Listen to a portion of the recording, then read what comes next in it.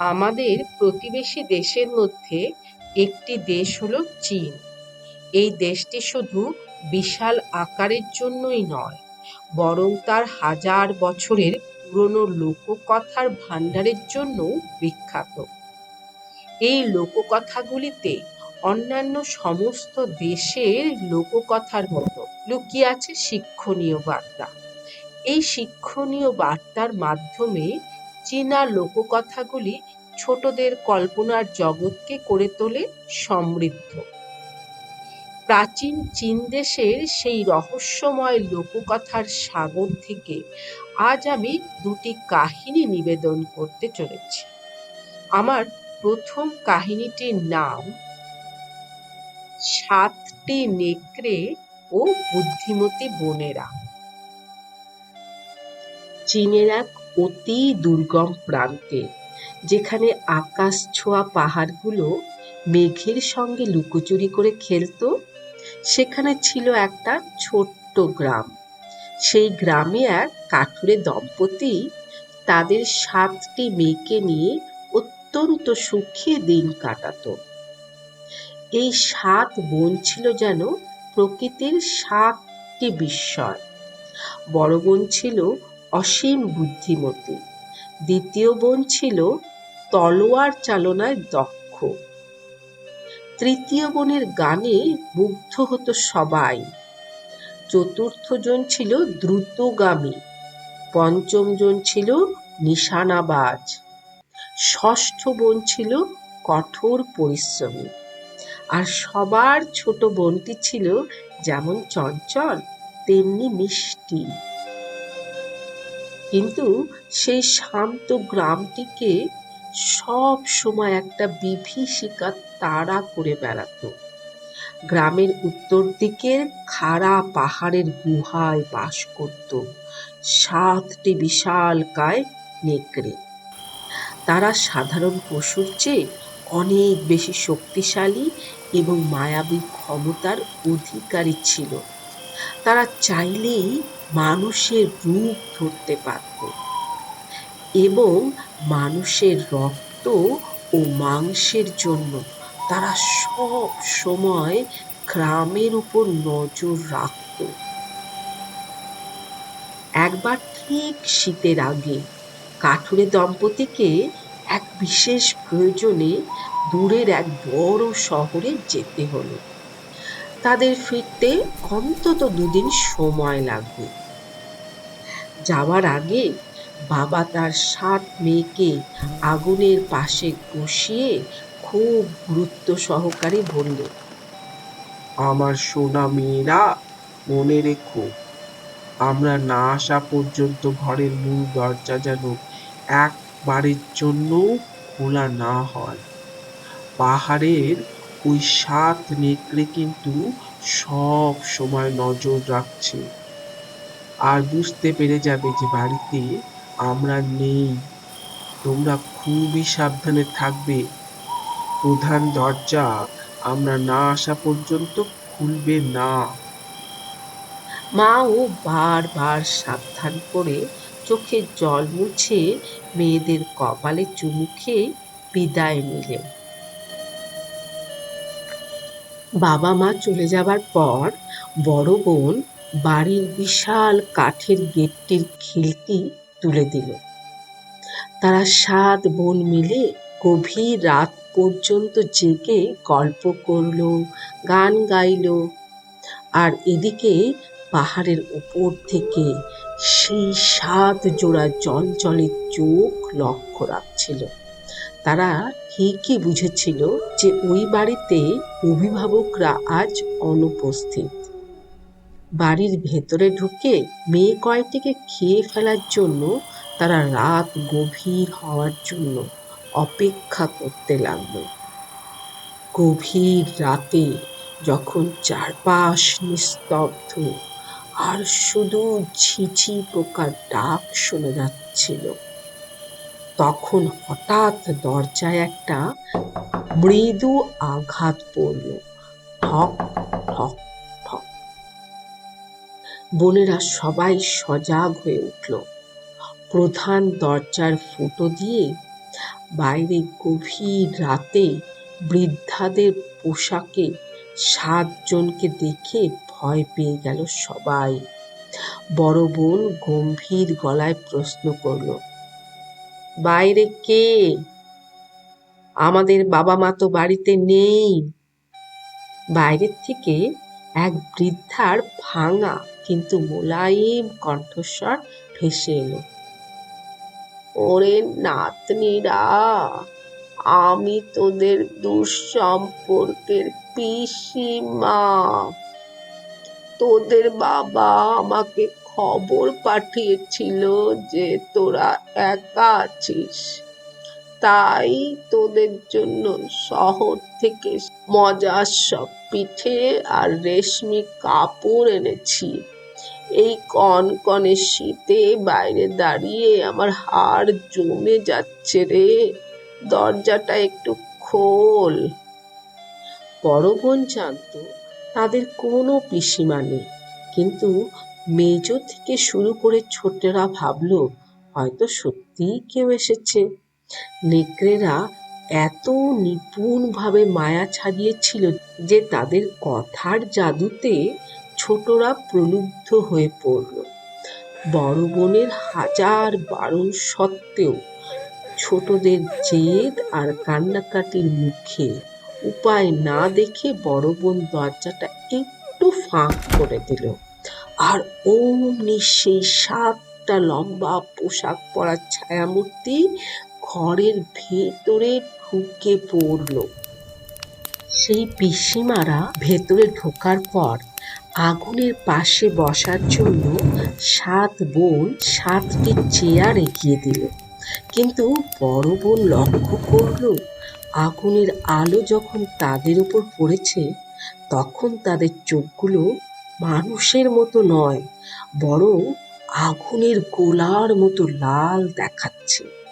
শুধু তাই নয়, তাদের দীর্ঘ পোশাকের নিচ থেকে গুটিয়ে রাখা লম্বা কালো লোমশ লেজ উঁকি দিচ্ছিল। ভয়ে তার শরীর অবশ হয়ে এলো। কোনো রকমে নিজেকে সাহস জুগিয়ে মনকে শক্ত করে সে অন্যান্য বোনেদের ফিসফিস করে বলল, যারা এসেছে তারা পিসিমা তো নয়, মানুষও নয়। এরা সেই 7টি রাক্ষসের নেকড়ে। আমাদেরকে খাবার জন্য ওরা মানুষ রূপ ধরেছে। আমাদের এখনই কিছু করতে হবে, নইলে ওরা আমাদের খেয়ে নেবে। এই কথা শুনে অন্যান্য বোনেরা ফিসফিসিয়ে বলে উঠল, তুমি আমাদের মধ্যে সবচেয়ে বড়, তোমার বুদ্ধিও অনেক বেশি। একটা উপায় বের করো, নইলে আমাদের আর রক্ষা নেই, নেকড়ের পেটেই যেতে হবে। বোনেরা অতিথি পরায়ণতার ছলে নিজেদের মধ্যে পরামর্শ করতে লাগলো। নেকড়েরা যখন তাদের লম্বা নখ বের করে খাবার জন্য তৈরি হচ্ছিল, তখনই বোনেদের মধ্যে একজন বলে উঠল, আপনারা সব বোনেরা আগুনের কাছে এসে বসুন, গা গরম হবে।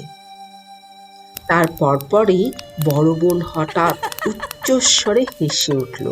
সে বলল, ওগো পিসিমারা, আপনারা তো অনেক দূর থেকে এসেছেন, আমাদের খেলে তো খাবেনই, কিন্তু আপনারা কি জানেন আমাদের এই বংশে একটা প্রথা আছে। আমাদের খাওয়ার আগে অতিথিদের এক বিশেষ পবিত্র স্নান করতে হয়, নইলে আমাদের মাংস তিতো হয়ে যায়। লোভী নেকড়েদের এ কথায় কোনো সন্দেহ হলো না। তারা ভাবল, তিতো মাংস খাওয়ার চেয়ে বরং একটু কষ্ট করে স্নান করে নেওয়া ভালো। তারা বোনের কথায় রাজি হয়ে গেল। বড় বোন তার বোনেদের ইশারা করল। সব বোনেরা মিলে বাড়ির আঙিনায় 7টি বিশাল লোহার কড়াই বসালো আর লোহার কড়াইয়ের ঢাকনাগুলোকে 7টি বিশাল উনুনের পেছনে লুকিয়ে রাখল। তারা লোহার কড়াইগুলোতে জল ভর্তি করে নিচে বড় বড় কাঠ দিয়ে বিশাল আগুন জ্বালিয়ে দিল। বড় বোন মিষ্টি হেসে বলল, আপনারা এক একজন এক একটা কড়াইয়ের ভেতর গিয়ে বসুন। এই হাড় হিম করা ঠান্ডায় এই ঈষদুষ্ণ জলে স্নান করলে খুবই আরাম পাবেন। আর আমরা উপর থেকে সুগন্ধি জল ঢেলে আপনাদের শরীর পরিষ্কার করে দেব। নেকড়েরা বোকামি করে কড়াইয়ের ভেতর ঢুকে বসল, কিন্তু কিছুক্ষণ পরেই আগুনের তাপে কড়াইয়ের জল টগবগ করে ফুটতে শুরু করলো। নেকড়েরা যন্ত্রণায় ছটফট করতে করতে, গর্জন করতে করতে লোহার কড়াই থেকে বাইরে আসতে চাইল। বড় বউ ততক্ষণে তার তলোয়ার বের করে চিৎকার করে উঠল, এখনই সময়, বোনেরা, ধর ওদের। 7 বোন আর দেরি করল না। দ্বিতীয় বোন তার তলোয়ার নিয়ে, পঞ্চম বোন তার তীর ধনুক নিয়ে, আর বাকিরা সব বড় বড় পাথরের চাই আর ফুটন্ত তেল নিয়ে নেকড়েদের ওপর ঝাঁপিয়ে পড়ল। নেকড়েরা কড়াই থেকে বের হওয়ার চেষ্টা করেছিল, কিন্তু বোনেরা তাদের সম্মিলিত শক্তিতে আর বুদ্ধি দিয়ে তাদের কাবু করে ফেলল। সেই কাল রাত্রিতে পাহাড়ের পাদদেশে চলল এক অসম লড়াই। একদিকে 7টি মায়াবী পিশাচ আর অন্যদিকে 7টি সাহসী মানবী। 7 বোনের ঐক্য আর সাহসের কাছে শেষ পর্যন্ত হার মানল সেই 7টি নেকড়ে। তাদের রক্তে আর ফুটন্ত জলে সেই বিভীষিকার অবসান হলো। বোনেরা নিঃসন্দেহ হওয়ার জন্য লোহার কড়াইগুলোকে ঢাকনা দিয়ে ঢেকে দিল। ভোরবেলা যখন সূর্য পাহাড়ের আড়াল থেকে উঁকি দিল, তখন 7 বোন ক্লান্ত কিন্তু বিজয়ী বেশে একে অপরকে জড়িয়ে ধরল। একদিন পর যখন বাবা মা বাড়ি ফিরে এলেন, তারা উঠোনে 7টি ঢাকা লোহার কড়াই দেখে ভারী অবাক হয়ে ঢাকনা তুলে যে দৃশ্য দেখলেন, স্তম্ভিত হয়ে গেলেন। তারা কল্পনাও করতে পারেনি যে তাদের 7টি মেয়ে এমন অসাধ্য সাধন করেছে। সারা গ্রামে এই খবর ছড়িয়ে পড়তে বেশিক্ষণ লাগলো না।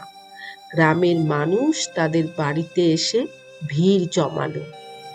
আনন্দে আত্মহারা হয়ে উৎসবে মেতে উঠল সবাই, এবং 7 বোনের এই অসীম সাহসিকতাকে সম্মান জানিয়ে তাদের 7 জনকে গ্রামের রক্ষক উপাধি দিল।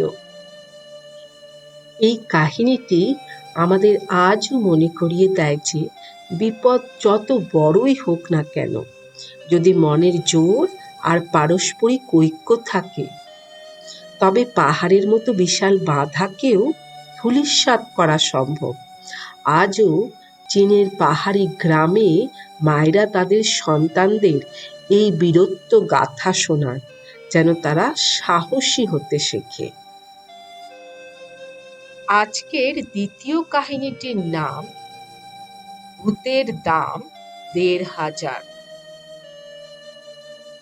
নানইয়াংয়ের শাংতিংপো যুবক বয়সে এক রাতে পথ চলতে চলতে একটা ভূত দেখেছিল। শাং জিজ্ঞাসা করল, কে তুমি? ভূত, ভূতটা জবাব দিল। তারপর ভূতটা প্রশ্ন করল, কে তুমি? শাং মিথ্যে করে বলল, আমিও একটা ভূত। কোথায় যাচ্ছ তুমি? ওয়াং শহরে যাচ্ছি। আরে, আমিও তো ওইখানেই যাচ্ছি। তারপর সেই ভূত আর সাং একসঙ্গে পথ হাঁটতে লাগলো। এইভাবে হাঁটা অসুবিধে। আচ্ছা, আমরা একজন আরেকজনকে পালা করে বয়ে নিয়ে যেতে পারি। ভূতটা পরামর্শ দিল। খুব ভালো বুদ্ধি। সাং সঙ্গে সঙ্গে ওর কথায় সাই দিল। এরপর ভূতটা সাংকে খানিকটা পথ বয়ে নিয়ে গেল। উফ, তুমি কি ভারী গো, ভূতটা বলল। তুমি কি সত্যি ভূত? আমি হলাম নতুন ভূত, সাং জবাব দিল। সেই জন্যই আমি একটু ভারী। এরপর সাং ভূতটাকে খানিকটা বয়ে নিয়ে গেল। ভূতের ওজন প্রায় কিছুই ছিল না।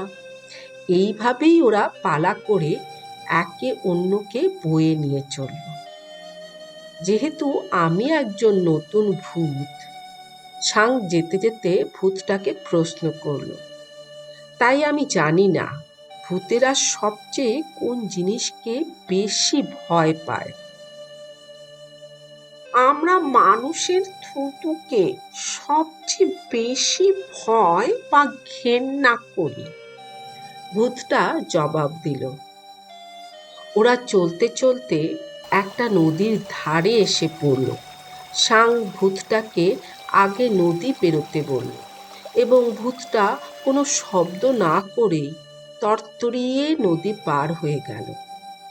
কিন্তু সাং যখন পেরোলো তখন বেশ শব্দ হলো। ভূতটা বলল, তুমি এত শব্দ করলে কেন? আমি তো নতুন ভূত ভাই, তাই আমি এখনো জলের উপর দিয়ে চলতে অভ্যস্ত হইনি। এর জন্য তুমি আমাকে দোষ দিতে পারো না। তারা যখন ওয়াং শহরের মুখে পৌঁছলো তখন সাং ভূতটাকে কাঁধের উপর তুলে নিল। ভূতটা তাকে নামিয়ে দেবার জন্য খুব অনুনয় বিনয় করল, কিন্তু সাং তার কথায় কান না দিয়ে সোজা শহরে গেল। যখন সাং ভূতটাকে ঘাট থেকে মাটিতে নামালো তখন সেটা একটা ভেড়ার রূপ নিয়েছে। সাং তাড়াতাড়ি ভেড়া থেকে অন্য কোনো রূপ ধারণ করার আগেই সেটাকে বাজারে বেচে দিল এবং ১,৫০০ টাকা পকেটে পুরে ঘরে ফিরে গেল। দেশের একজন মহান ধনী লোক শি চাং এই ঘটনা শুনে বলেছিলেন, সাংতিংপো বড্ড ভালো কাজ করেছে, মজার। ভূত বেচে সে পেয়েছে নোট, কর করে ১,৫০০। সমাপ্ত। এতক্ষণ আমার সঙ্গে থাকার জন্য অজস্র ধন্যবাদ। প্রিয়জনদের নিয়ে খুব ভালো থাকুন। দেখা হবে আগামী শ্রুতি গল্পের আসরে।